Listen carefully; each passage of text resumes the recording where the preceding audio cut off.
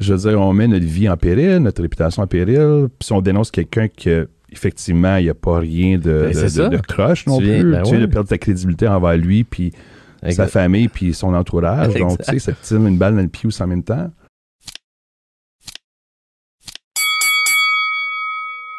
On vit présentement, l'OACQ nous a donné l'obligation de suivre un cours qui consiste à être vigilant sur le blanchiment d'argent.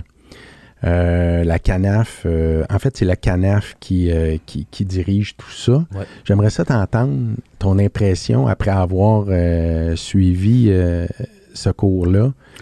Ben écoute, c'est sûr, c'est des choses qui se répètent depuis plusieurs années. Les gouvernements sont très stricts là-dessus. Ils veulent s'assurer que si quelqu'un paye comptant, veut savoir où va l'argent, les identités des gens. Donc, je pense que c'est du déjà vu, puis c'est quelque chose qui existe depuis plusieurs années. Je veux dire, toi, Frank, moi, personnellement, je trouve que je trouve pas qu'on est les bonnes personnes, moi, à mon avis, pour être les chiens de garde du gouvernement à cet endroit-là. Moi, je pense que les notaires, ils voient l'argent est déposé. Nous, on reçoit aucun argent. Il y a un gars qui a une barbe, il peut pas dire que c'est un terroriste. Regarde JS. Fait que... Mais c'est vrai. On peut avoir des fausses informations aussi de nos clients. Donc, comme tu dis, le notaire, c'est lui qui ferme la transaction, c'est lui qui reçoit l'argent dans son compte. Donc, lui aussi a quand même un rôle important à jouer dans une transaction. Ouais. En 26 ans, moi, j'ai rarement, tu sais, peut-être à, je dirais, max 3-4 occasions, peut-être j'ai su que la personne voulait essayer de blanchir de l'argent ou de quoi, mais c'est tellement rare. C'est dur de blanchir de l'argent aujourd'hui. Tout est identifié. Puis on est à Gatineau. Il n'y a pas personne qui blanchit rien. Ouais. Mais merci de l'apporter, Frank. Au gouvernement. Non, parce que, en fait, la vraie question, c'est un peu là que je voulais m'en aller. Hier, il y a eu un courtier qui a mis une vidéo. Je ne sais pas si vous l'avez vu. Non. C'est devenu viral un petit peu. Ben, pas un petit peu. Ça a passé vraiment fort.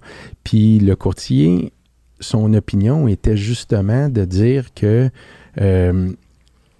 le gouvernement nous met une responsabilité, ses épaules, à se poser la question si c'est nous qui devrait amener un terroriste à dénoncer quand on est juste des courtiers immobiliers.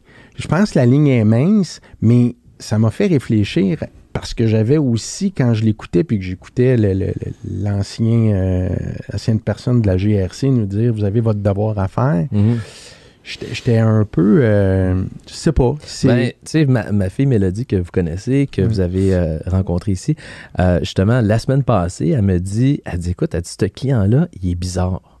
Parce que parce que... Fait que là, je sais pas, là, il me dit qu'il y a l'argent, mais il peut pas me démontrer l'argent tout de suite, puis... fait que là, faut que je le dénonce. J'ai dit... Fais ta vente en premier. Ouais, c'est ça, fais ta vente en premier. Non, mais... Là, j'ai dit... Non, mais tu sais, elle est une nouvelle courtière.